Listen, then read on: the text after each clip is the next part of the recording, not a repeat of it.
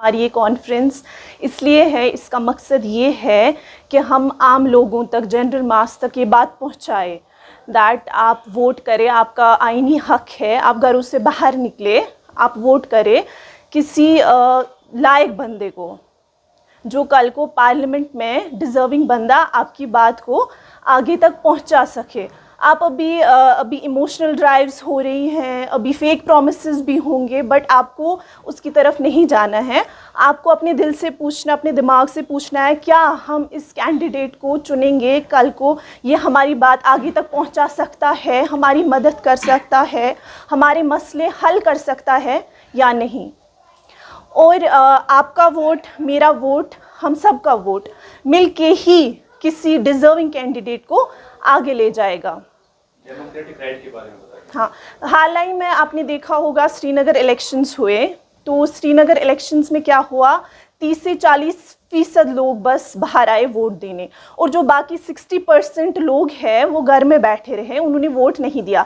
अब कल को उनके मसाइल होंगे, वो रोएंगे, जी हमारी ये बातें पूरी नहीं हो रही है, आगे तक नहीं जा रही है, तो वहाँ पे हम ब्लेम किनको करेंगे? हम ब्लेम उनको करेंगे, बिकॉज़ वो घर से बाहर नहीं आए, जबकि उनके पास ये हक था, वो किसी डिज़र्विंग बंदे को आगे ले जा सकते थे, पर उन्होंने ऐसा नहीं किया।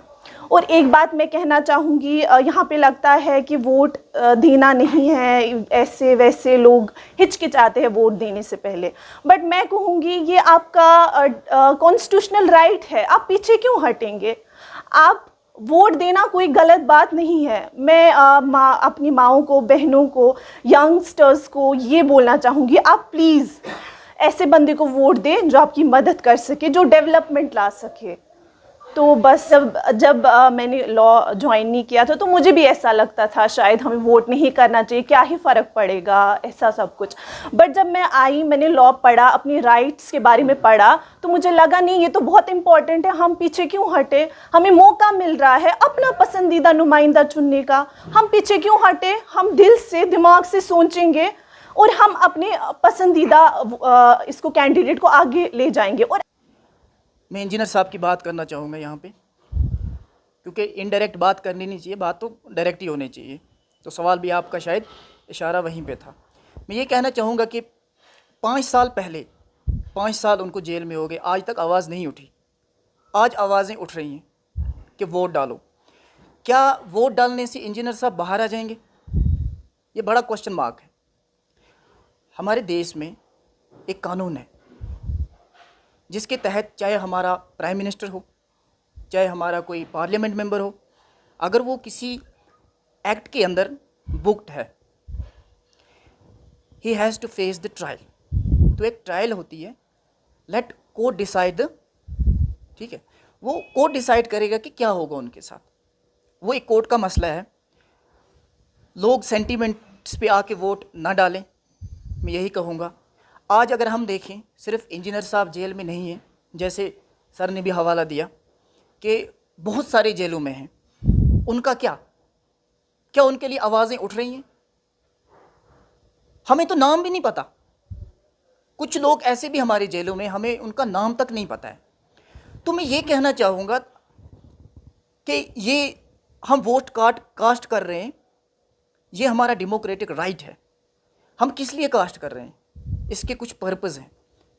पर्पज़ ये हैं कि हम हमारा एक मेंबर चुनेंगे जो पार्लियामेंट में जाएगा, पार्लियामेंट में हमारी आवाज़ उठाएगा। रैली होती है, लेकिन at least government is responsible.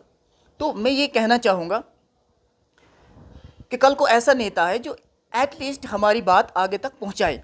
रही इंजीनियर साहब की बात, जो अभी जेल में है, हमें अफसोस है, हम उस बात पे सेंटिमेंट्स के साथ हैं लोगों के कि जो ट्रेंड बन रहा है, बट इस बेस पे वोट कास्ट करना मुझे लगता है ये मुनासिब नहीं है। But that is the right of the people, they will choose their member as usually. But मैं ये नहीं कहूँगा कि आप किसको वोट डालें, कहाँ डालें। मैं बस इतना कहना चाहूँगा, आपके वोट का फ़ायदा सिर्फ आपको नहीं है, आपकी पूरी कौम को है। फ्रेंड्स, तो वोट के रिलेटेड ही है, जैसा कि आज ट्रेंड में वही चल रहा है। तो मैं ये कहना चाहूँगा कि इट्स ए डेमोक्रेटिक राइट, जैसे हमारे कॉन्स्टिट्यूशन में भी है, is for the people, of the people, by the people. ठीक है, ये तो एक बहुत बड़ा कोट है डेमोक्रेसी का। तो डेमोक्रेसी को फॉलो करते हुए हम ये कहेंगे यूथ से, जो नए हैं पहली बार वोट डाल रहे हैं उनसे भी, और जो पहले वोट डाल चुके हैं उनसे भी, कि वो बिल्कुल बाहर आएँ, अपनी पावर दिखाएं और अपना एक डिज़र्विंग जो नेता होगा उनका, जो मेंबर होगा उनका, वो चूज़ करें। कहना चाहूँगा कि 2019 से पहले वाला ट्रेंड ही फॉलो हो रहा है। जैसे लोग सेंटिमेंट्स की बात करें, यहाँ पे वो असली शेरा नकली शेरा वाला वो कोट था पहले का, वो पहले यूज़ करते थे लोग, अब सेम फॉलो कर रहे हैं, वही ट्रेंड चल रहा है जो पहले 2019 से पहले वो चल रहा था। उसके बाद बख्शी साहब का एक वो कोट है, चज्जी लाश हिम्मत सहित चज्जी लाश में सहित, वो सब जी जी जी उसमें ये कहना चाहूँगा कि ये ऐसा कोई ट्रेंड है जो 2019 से पहले सेम चलता आ रहा है। तो लोग सेंटिमेंट्स में आ रहे हैं, सेंटिमेंट्स में ना आए, खुल के वोट दें, ऐसे नेता को वोट दें जो नेता कल को आपकी बात पार्लियामेंट में कर सके। जनरल अवेयरनेस के लिए है कॉन्फ्रेंस की, ताकि लोगों को समझ आए कि किसी भी हमें सेंटिमेंट्स में नहीं आना है, किसी तरह का ऐसा दिमाग में चीज़ नहीं लेनी है कि हमें वोट कास्ट करना है, हमें पार्लियामेंट मेंबर चुनना है, वो मेंबर जो कल को हमारी बात कर सके, जो कल को दिखा सके पावर कि मैंने कुछ किया। ये नहीं करना है कि 2019 से पहले जब हम देखते थे जो प्रीवियस वोट्स ट्रेंड चले आ रहे हैं, उसमें हमने चेंजिंग देखी भी है, अभी बहुत सारी चेंजिंग आई है, और इंशाल्लाह इसके बाद भी हमें होप है, लगता है लोग सड़कों पे हैं, वोट के लिए हैं, तो एक नई चेंजिंग आएगी। आज की यूथ एजुकेटेड है और उनको कुछ कहने की ज़रूरत नहीं है, वो समझते हैं पहले हमारे साथ क्या हुआ, कहाँ से हम कहाँ पहुँचे हैं। अब वो समझते हैं कि vote is the only thing जो चेंज कर सकती है सिनेरियो। वोट कास्ट करके ही हम जब भी एक नेता को सामने लाएंगे जो एक डिज़र्विंग कैंडिडेट होगा, मैं अनडिज़र्विंग की बात नहीं करना चाहूँगा यहाँ पे, जो एक डिज़र्विंग कैंडिडेट होगा वही इस चीज़ को चेंज कर सकता है और कश्मीर के हालात को चेंज कर सकता है। जो हालात बने हुए थे, आज लोगों ने एक बार फिर से डेमोक्रेसी पे भरोसा किया हुआ है। तो मेरे कहने का मतलब और हमारे कॉन्फ्रेंस का भी यही मतलब है कि यूथ खुल के बाहर आए। मैं तो कहता हूँ 100% वोटिंग होनी चाहिए कि कल को ऐसा नेता है जो एटलीस्ट हमारी बात आगे तक पहुँचाए। रही इंजीनियर साहब की बात, जो अभी जेल में है, हमें अफसोस है, हम उस बात पे सेंटिमेंट्स के साथ हैं लोगों के कि जो ट्रेंड बन रहा है, बट इस बेस पे वोट कास्ट करना मुझे लगता है ये मुनासिब नहीं है। But that is the right of the people, they will choose their member as usually. But मैं ये नहीं कहूँगा कि आप किसको वोट डालें, कहाँ डालें। मैं बस इतना कहना चाहूँगा, आपके वोट का फ़ायदा सिर्फ आपको नहीं है, आपकी पूरी कौम को है, आपकी कम्युनिटी को है। आप अगर वोट डाल रहे हो, आप सेंटिमेंट्स पे आके वोट डाल रहे हो, क्या आप खुद का बेनिफिट देख के डाल रहे हो कि पूरी कम्युनिटी का बेनिफिट देख के डाल रहे हो? हमें रोड्स चाहिए, हमें बिजली चाहिए, हमें जो यहाँ फैसिलिटी कश्मीर में आज तक छीनी गई, इतने बड़े स्कैम्स किए गए, उन स्कैम्स से हमें बाहर आना है। हमें ऐसा नेता चाहिए जो कल को हमारी बात कर सके। बाकी लोगों से यही कहना चाहूँगा, आप वोट कास्ट करें। मैं नहीं कह रहा कि 60% या 50% पे रोको, इवन 90% लोग बाहर आएँ। जैसा ट्रेंड चल रहा है नॉर्थ कश्मीर में, अच्छा लग रहा है कि लोग डेमोक्रेसी पे बात कर रहे हैं, डेमोक्रेसी के साथ हैं, लोग समझ रहे हैं अब बात को, अब यूथ समझ रही है कि सही क्या है, गलत क्या है। तो ये अच्छी बात है, देख के अच्छा लगता है। एज ए लॉ स्टूडेंट मैं यही कहूँगा सबसे कि एटलीस्ट जो भी चीज़ें हो, बातों पे यकीन ना किया जाए। आज हर एक के पास मोबाइल फ़ोन है, गूगल है, गूगल किया जाए, बैकग्राउंड चेक किया जाए सबका।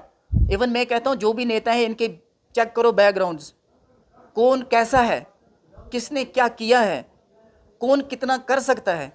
ये सब चीज़ें चेक करने के बाद आप वोट कास्ट करो। वोट कास्ट का हक है। कहीं डिग्निटी की, डेवलपमेंट की, बहुत सारे नेता हैं हमारे, अच्छा लगता है सुन के कि डेवलपमेंट की बात हो रही है, डिग्निटी की बात हो रही है, लेकिन वो सब चीज़ें एक जैसे सब नेता एक मैनिफेस्टो लेके आते हैं। मैंने तो मैनिफेस्टो वैसे देखा नहीं किसी का, ठीक है। तो अगर मैनिफेस्टो ही नहीं है किसी का, कोई मैनिफेस्टो लेके आ नहीं रहा है, तो लोगों को कैसे समझ आएगा कि इसके मैनिफेस्टो में क्या है। हम लॉयर्स हैं, हम अपनी बात करें, हमारी बात भी नहीं की जा रही है कहीं पे। क्या एक लॉयर्स कम्युनिटी नहीं होनी चाहिए? क्या इन पे मैं कहूँगा इनकी एक बॉडी नहीं होनी चाहिए? इसके लिए कोई बात नहीं कर रहा है। मैनिफेस्टो की बात तो दूर की है, यहाँ पे लोग मुझे लगता है ज़्यादातर अब वो ट्रेंड, प्रीवियस ट्रेंड जो फॉलो करते आ रहे हैं वही सेम करते जा रहे हैं। और मैंने पहले ही कहा आपसे, जितनी पॉपुलेशन है वो पूरी पॉपुलेशन कभी इधर है कभी उधर है, ये वही वाला ट्रेंड से फिर से फॉलो हो रहा है। तो मैं रिक्वेस्ट करूँगा नई जो हमारी यूथ है कि किसी ऐसी चीज़ पे ना जाएं और वोट कास्ट करें। वोट कास्ट इसलिए करें ताकि उनको समझ आ जाए कि जो हो रहा था वो अब फ्यूचर में ना हो। से ये देखना चाहिए कि हमारी गवर्नमेंट्स ने आज तक हमारे साथ क्या किया है, कितने धोखेबाजियाँ हुई हैं हमारे साथ, उन धोखेबाजियों से बाहर आना चाहिए। अगर उनको लगता है कि एक ट्रेंड क्या होता था, हमारे श्रीनगर के अंदर इतनी वोटिंग नहीं होती थी जो रिसेंटली हुई है। परसेंटेज, आप मीडिया से हो, आपको बखूबी पता है कि परसेंटेज क्या रहती है आजकल वोटिंग की। तो यूथ समझ चुका है, यूथ जान चुका है कि हमें आना है, हमें वोट देना है, वोट समझ चुके हैं। और मैं एक और बात जो इम्पोर्टेंट बात है ऐड करना चाहूँगा, मैं हर एक ये नेता से भी कहना चाहूँगा कि अब मेहरबानी करके कश्मीरियों पे इंसाफ किया जाए। जो हुआ सो वो कश्मीरी में भी भूल जाएं, लेकिन अब आगे एक बार फिर से डेमोक्रेसी पे लोग भरोसा कर रहे हैं, सामने आ रहे हैं, और ये भरोसे वाली बात है कि भरोसा अब ना तोड़ा जाए। स्टूडेंट्स ऑफ लॉ, ये हर एक इंसान का, हर एक आदमी का, हर एक औरत का फ़र्ज़ बनता है कि वोट कास्ट करे। अपना वोट अगर हम कास्ट करेंगे